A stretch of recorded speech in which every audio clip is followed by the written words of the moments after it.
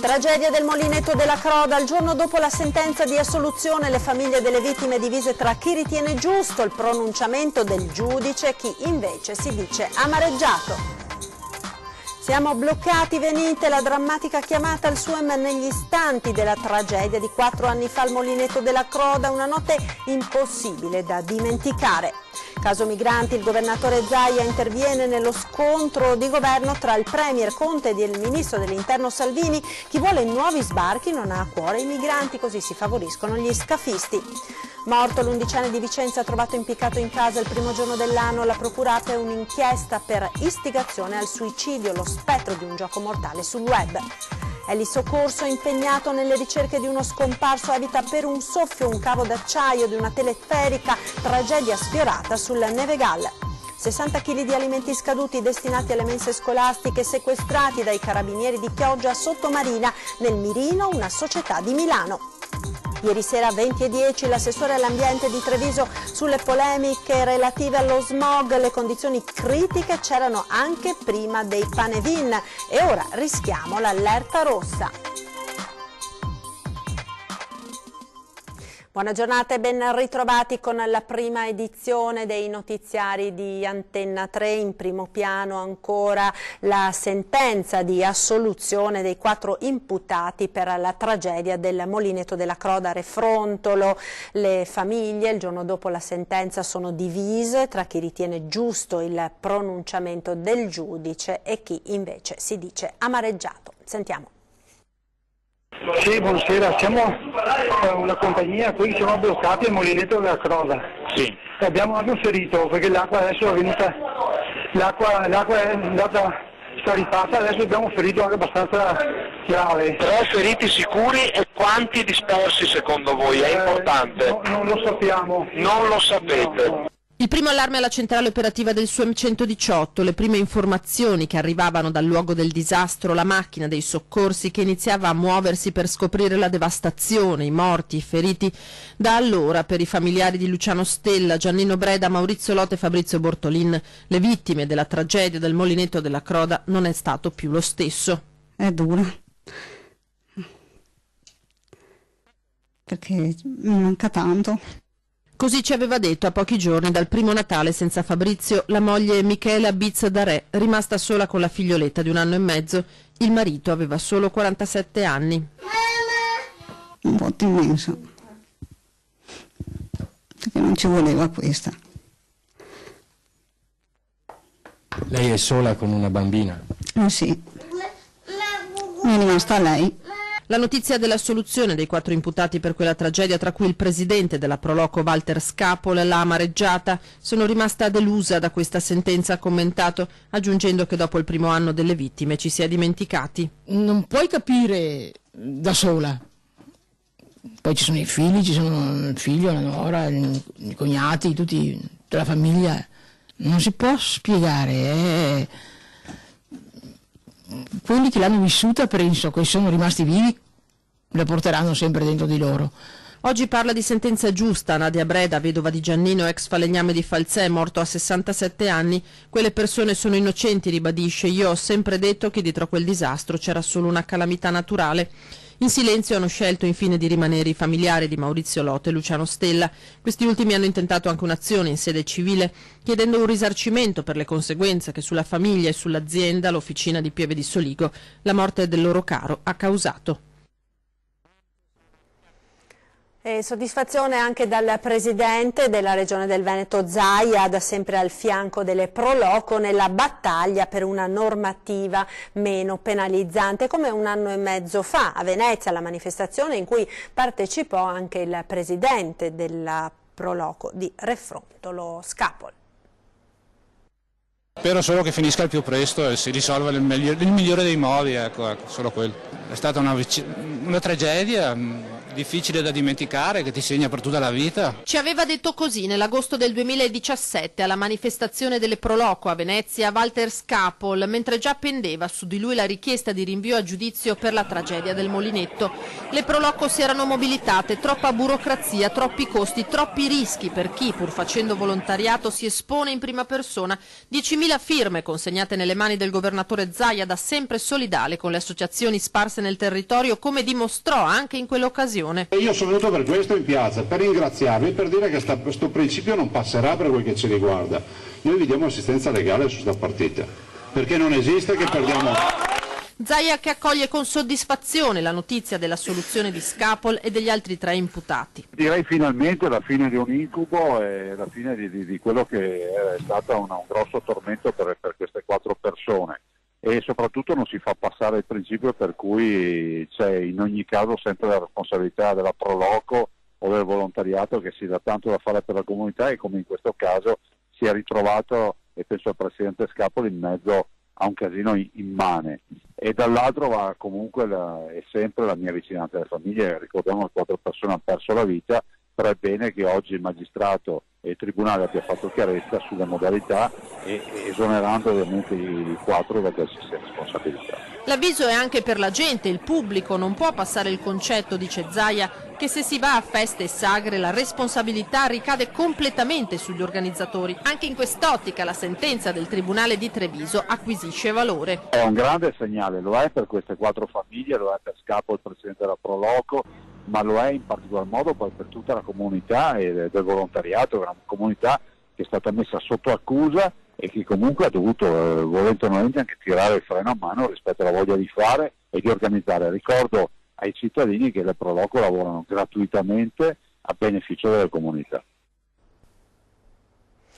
Ed ora il caso migranti. Il governatore del Veneto interviene nello scontro di governo tra il premier Conte ed il ministro dell'interno Salvini. Chi ha veramente a cuore i migranti deve impedire che diventino vittime di racket. Cedere oggi a nuovi sbarchi significherebbe riaprire le porte a traffici gestiti da mafiosi e scaffisti o da navi straniere che non rispettano le regole e pensano di imporre a paesi liberi e sovrani un'immigrazione fuori controllo sulla pelle dei disperati. Lo sostiene Luca Zaia sui propri profili social, sostenendo la posizione del ministro dell'interno Salvini. In Italia da irregolare non si deve arrivare più, prosegue il governatore riferendosi al caso Sea-Watch, soprattutto su barconi fatiscenti o su navi come in quest'ultimo caso, che hanno disubbidito alla guardia costiera libica che stava andando a soccorrere i 49 immigrati per riportarli in terraferma. Questa non è umanità, è tutt'altro, continua Zaia. Chi scappa davvero dalla guerra deve arrivare con corridoi umanitari sicuri, non su barconi o navi di ONG. I dati parlano chiaro, conclude il Presidente. Dopo la riduzione dell'80% degli sbarchi nel 2018, quest'anno gli arrivi ad oggi sono a 0. Questo grazie al lavoro del Ministro Salvini, secondo il mandato conferitogli dagli elettori il 4 di marzo, conclude appunto il governatore Zaia. E proprio sulla questione dei migranti, ieri pomeriggio davanti alla prefettura di Venezia oltre 40 associazioni affiancate dal Partito Democratico hanno manifestato contro il decreto sicurezza del governo. Vediamo. Dobbiamo essere accoglienti, dobbiamo dire che non lo fanno in nostro nome. Siamo qui perché siamo indignati, come molti cittadini, per la natura di questi decreti, di questi provvedimenti sulla sicurezza. Noi riteniamo che le questioni costituzionali e umanitarie prevalgano su quelli che sono i provvedimenti amministrativi e riteniamo che sia vergognoso e indegno lasciare 49 persone ancora in mezzo al mare. Appuntamento in campo San Maurizio per dire basta e gridare ai sindaci ribelli: continuate così. In rappresentanza di oltre 40 associazioni, qualche centinaio di persone davanti alla sede della prefettura e non a caso, di fronte cioè agli uffici territoriali del governo per dire stop al decreto del governo. Striscioni e bandiere hanno accompagnato gli slogan degli esponenti del PD, dei partiti di sinistra, dei centri sociali veneziani, dei movimenti civici in difesa dei richiedenti asilo e dei sindaci che nei giorni scorsi hanno annunciato la loro disobbedienza al decreto. Bisogna opporsi, è tempo di disobbedire a un decreto come questo che crea solo sofferenza, barbarie. No, sono dei provvedimenti che servono solo a fare propaganda, a creare difficoltà, a creare irregolarità. Un decreto che cancella dall'anagrafe decine di migliaia di persone. Il no al decreto è contestuale anche al no al fatto che ci sono ancora 49 persone da dicembre che sono in mezzo al mare all'Adiaccio. Apriamo le nostre città e i nostri porti, chiedono i manifestanti, fortemente critici anche con il sindaco veneziano Luigi Brugnaro per le sue posizioni filogovernative. Io chiedo ai sindaci, chiedo al governo, chiedo al sindaco Brugnaro come intende far fronte a questa nuova situazione che si presenterà nelle nostre città, a cascata anche a Venezia, a Mestre, in tutto il territorio della città metropolitana. Penso quindi che forme di protesta, di sensibilizzazione come quella di oggi siano quanto mai opportune. Completata in ogni dettaglio ma chiusa al traffico per colpa della burocrazia e di un software. Parliamo della Pedemontana con Andrea Zambenedetti, il nostro viaggio lungo la superstrada che c'è ma non apre. È ora che aprano? Ora penso proprio di sì. Sono più di 2 anni che sono in ballo, no? queste strade eccetera, soprattutto per chi lavora. A poche centinaia di metri da qui l'uscita di Breganze, da cui si può entrare in autostrada e connettersi alla rete autostradale nazionale. L'autostrada di fatto è completata in ogni dettaglio, segnaletica orizzontale e verticale, gallerie, ogni cosa è al posto giusto, come raccontano queste immagini, al pari dei migliori tratti autostradali d'Italia, eppure al momento non è aperta al pubblico. Disagi per tutti gli automobilisti sicuramente, e dopo sicuramente altri ritardi di pagamenti. È caos. Sarebbe il momento di aprirlo. Ecco. Il territorio è... Ormai che il territorio è stato deturbato. In un brevissimo tratto la Pedemontana Veneta è già completata, 10 km in tutto che però da oltre un mese sono chiusi perché c'è un problema di software che non permette la connessione dei dati di quel tratto di autostrada con il resto della rete autostradale italiana. Se la grande maggioranza degli automobilisti sogna l'apertura in tempi celeri, c'è anche chi guarda con timore i nuovi flussi di traffico. Potrebbe essere che comunque il traffico sarà deviato tutto nella Pedemontana e di conseguenza tutte le attività commerciali che potrebbero essere bar, ristoranti e stesso io il distributore carburante andiamo a perdere vendite. In questo tratto tra Breganze e Marostica, in cui l'autostrada non è ancora finita, è un continuo brulicare di cantieri con gli inevitabili slalom della viabilità ordinaria. Un incubo per certi versi, il motivo per sperare che tutto questo finisca in fretta e che l'autostrada venga aperta per altri.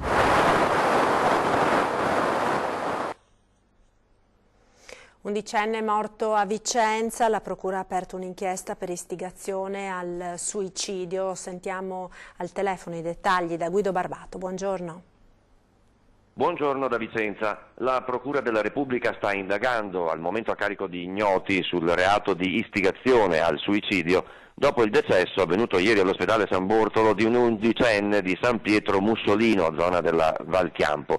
Il ragazzino era stato ricoverato il primo dell'anno dopo essere stato trovato in fin di vita nel soggiorno di casa con una sciarpa stretta attorno al collo. Il piccolo non aveva mai ripreso conoscenza, i medici hanno fatto il possibile, ma la situazione era disperata fin dall'ingresso in ospedale. L'indagine è condotta dal pubblico ministero Blattner, non viene esclusa nessuna ipotesi, anche per questo il magistrato ha ordinato il sequestro del computer del ragazzino, finito magari nelle maglie di qualche sito di giochi pericolosi, anche se pare che alla base della tragedia possa esserci stato un litigio con il fratello. Intanto i genitori hanno acconsentito all'espianto e alla donazione degli organi del loro figlioletto. Linea allo studio. Scritte e disegni osceni contro una professoressa sui muri della scuola Martini di Santa Maria del Rovere. Le parole del preside: chiederemo al comune di installare delle telecamere in tutte le scuole. Sentiamo. Frasi ingiuriose e scritte offensive contro un insegnante sul muro della scuola media Martini di Santa Maria del Rovere sono state scoperte con la fine delle festività natalizie. Vandali che nella notte hanno imbrattato indisturbati le tapparelle delle classi con disegni osceni e la sigla SMDR, acronimo del quartiere. L'episodio è stato denunciato alla polizia locale, intervenuta per i rilievi del caso. Un'azione probabilmente legata al rogo nel parco di Via Albona e agli imbrattamenti e danneggiamenti nello spazio verde di Piazza Martiri di Belfiore ad opera di alcuni teppisti, colti sul fatto dalla polizia locale che ha già convocato i genitori dei minorenni. Le scritte nere, eseguite con una bomboletta spray sul muro della scuola, hanno fatto indignare i professori che hanno espresso solidarietà alla collega offesa. Infuriati anche i genitori che chiedono una punizione esemplare. Gravi conseguenze dovrebbero avere, altrimenti non c'è mai limite a niente, nessuno mai paga per quello che fa e quindi tutto è lecito. In questi giorni si cercheranno di individuare i responsabili. Sono episodi gravi che non intendiamo tollerare, ha detto il preside della scuola. Ma nel caso le forze dell'ordine, cui è stata fatta segnalazione, trovino i responsabili, prima dovranno pagare tutti i danni per la ripulizia di tutto il muro e la sistemazione del muro. Secondo, se sono nostri alunni, avranno le loro sanzioni disciplinari come previsto dal regolamento e come è previsto dal quieto vivere di una società civile. Uno sbaglia, paga. Inoltre, conclude il dirigente scolastico, se dovessero accadere altri fatti analoghi, chiediamo in futuro le telecamere di videosorveglianza nelle scuole per evitare ulteriori episodi di disordine e degrado. A Chioggia ora controlli nelle mense scolastiche, sequestrati 60 kg di alimenti scaduti. Ci aggiorna al telefono Tiziana Bolognani. Buongiorno Tiziana. Buongiorno, e proprio come hai detto tu da studio, la vicenda rischia di sollevare un vespaio di polemiche perché le irregolarità riscontrate dai carabinieri riguardano il cibo che la società prepara per le mense di scuole e di istituti di Chioggia. Lunedì scorso l'Arma, assieme al personale del Dipartimento di Prevenzione dell'ULS 3 Serenissima di Chioggia, ha svolto controlli nella sede di questa società, ispezionando cucine e magazzino. Tra gli alimenti conservati all'interno di frigoriferi e congelatori sono stati trovati pollame, hamburger di tacchino, pizza e yogurt scaduti. Sempre nei congelatori sono stati trovati 4 rotoli di arrosto precotto da 6 kg totali e una confezione di carne rossa cruda da quasi 5 kg, sprovvisti di etichettatura e di documentazione richiesta per la tracciabilità.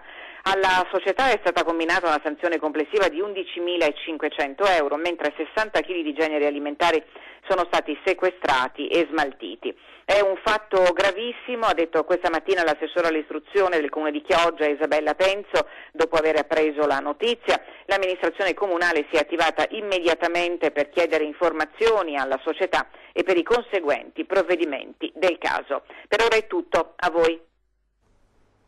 E c'è un aggiornamento sul caso dei migranti della Sea-Watch e della Sea-Eye, perché è arrivato l'ok di Malta allo sbarco dei migranti che verranno redistribuiti in 8 paesi dell'Unione Europea, tra i quali anche l'Italia. La ridistribuzione riguarderebbe anche gli oltre 200 migranti che sono già stati accolti dall'isola nelle scorse settimane. Ed ora ci fermiamo per la pubblicità, linea alla regia. A tra poco, restate con noi.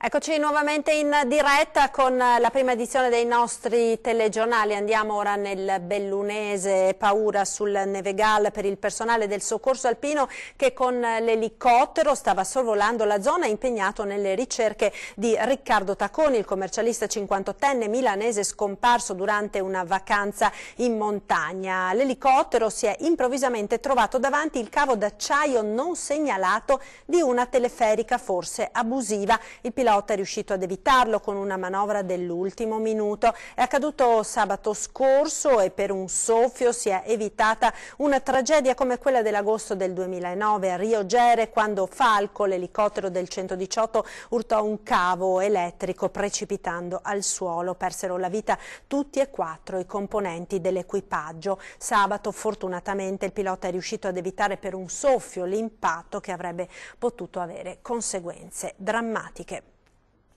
Continuano le ricerche di Luca Tacchetto, il trentenne di Vigonza scomparso in Burkina Faso. Sentiamo. Le ricerche di Luca Tacchetto, il trentenne di Vigonza, scomparso il 15 dicembre in Burkina Faso assieme alla sua compagna di viaggio canadese, non hanno ancora portato a risultati concreti, ma la mobilitazione per ritrovarli non si ferma. Luca ed Edith stavano raggiungendo il Togo per una missione umanitaria e ad attivarsi per loro sono anche le tante missioni di volontariato italiane e venete presenti nell'area, come l'associazione di volontariato Cometa di Selvazzano Dentro, che opera esclusivamente in Burkina Faso. Immediatamente noi abbiamo mandato le fotografie dei ragazzi, abbiamo chiesto informazioni, anche un nostro collaboratore, quando appunto era venuta fuori la voce che i ragazzi erano stati visti da una suora in un ospedale della capitale, era andato immediatamente lui a vedere. Paola Malagoli è in partenza proprio in queste ore per il Burkina Faso, dove la sua associazione porta aiuto ai bambini di strada. Su cosa possa essere accaduto a Luca ed Edith sono state formulate diverse ipotesi. Inizialmente io ero portata a escludere il rapimento, però sono obiettivamente tanti giorni, troppi, in cui non si hanno notizie e si è parlato di arresto, ma dopo 25 giorni penso che comunque l'ambasciata sarebbe stata avvertita. La stessa cosa nel caso in cui fosse capitato un incidente. Il Burkina Faso è uno dei paesi più poveri al mondo, fondato quasi esclusivamente su un'agricoltura di sopravvivenza. La situazione, soprattutto in questi ultimi mesi, in Burkina è leggermente peggiorata. C'è una maggiore instabilità rispetto al passato, perché sono aumentate un po' le incursioni e le rappresaglie da parte degli jihadisti. Parliamo ora di emergenza smog a Treviso a livelli già alti prima dei Panevin. Se queste condizioni persistono rischiamo l'allarme rosso, così l'assessore all'ambiente del comune di Treviso Alessandro Manera ieri sera a 20:10. Sentiamo. Non si può imputare ai Panevin quello che era un fattore legato puramente al fatto che non piove da molto, l'aria non ha un grande movimento, e quindi ci saremmo trovati comunque in quella condizione. Però se durano queste condizioni vuol dire che per 10 giorni che rischiamo l'allarme rosso. Certo, certo. Quindi ci sono circa, più di 300 caldaie a gasolio ancora. Sì. Con questi 200.000 euro che voi date come incentivo alla sostituzione, giusto? Sì. Ognuno può accedere a una quota di questi 200.000 euro per sostituirla. Quante richieste avete avuto? Beh, adesso ne abbiamo avute circa una quarantina, già, al 31/12. Adesso stiamo lavorando per riaprire il bando e quindi vedremo nel corso dell'anno quante saranno le sostituzioni. Tassa di sbarco a Venezia, si partirà a primavera, ci aggiorna da Venezia al telefono in diretta Ilaria Marchiori, buongiorno.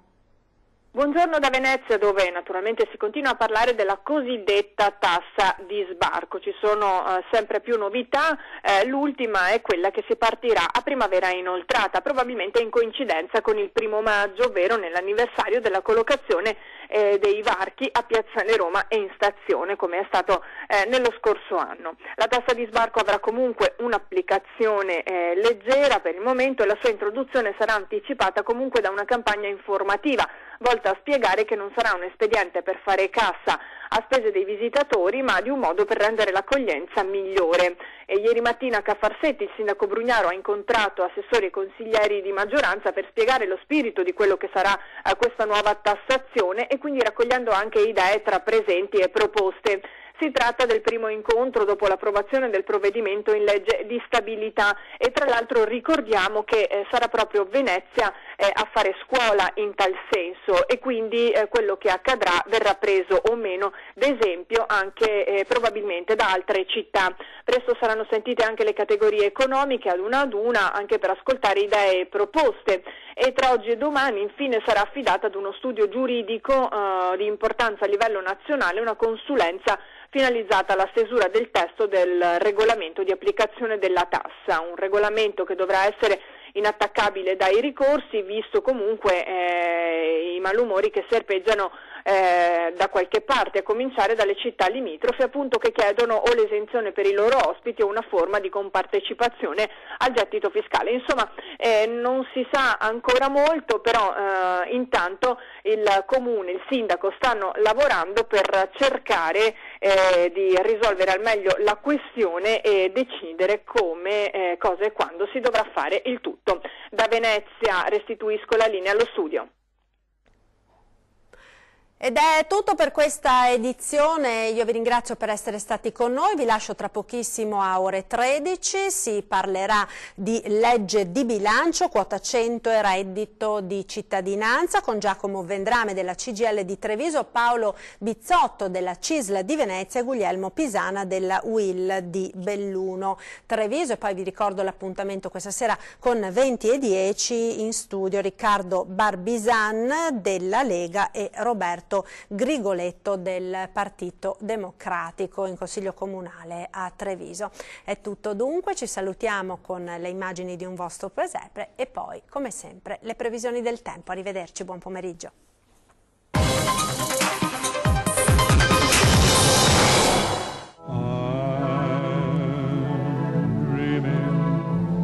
Of a white Christmas. Quest'anno i bambini delle 2 quinte elementari hanno deciso di costruire un presepe particolare che ricorda quello che è avvenuto il 29 ottobre nelle nostre Dolomiti, in particolare quello che è avvenuto ai Serrai di Sottoguda. Per esprimere la loro vicinanza hanno prodotto dei pensieri che abbiamo utilizzato per costruire un albero di Natale ideale formato da cuori. Sotto all'albero quindi abbiamo ricostruito il paesaggio che prima di essere distrutto era il punto focale, il punto centrale di questa bellissima passeggiata. Tutti i tuoi compagni hanno partecipato alla realizzazione di questo bel presepe. Che cos'è che vi ha particolarmente colpito? Abbiamo visto dei filmati della tragedia che ha fatto il maltempo, che aveva riempito il canyon di alberi, di roccia e di sassi, e abbiamo visto che la stradina che percorreva il fiume non c'era praticamente più e allora ci siamo rimasti molto male e abbiamo deciso di fare questo presepe in ricordo di Rocca Pietore per fargli avere più forza e più fiducia.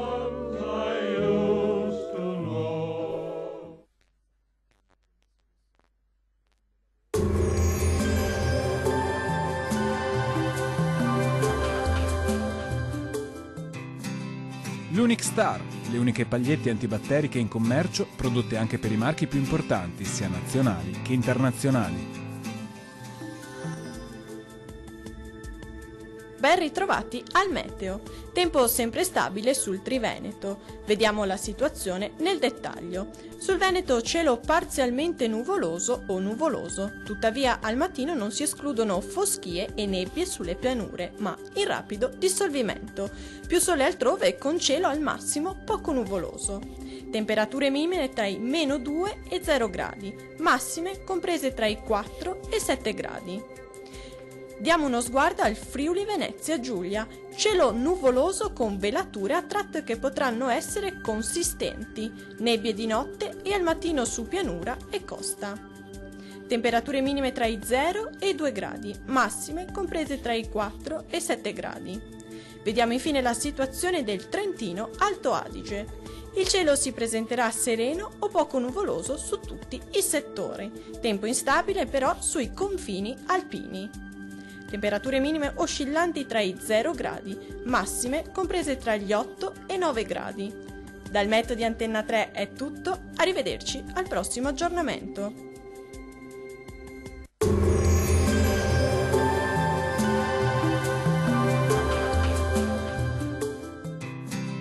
L'Unic Star, le uniche pagliette antibatteriche in commercio, prodotte anche per i marchi più importanti, sia nazionali che internazionali.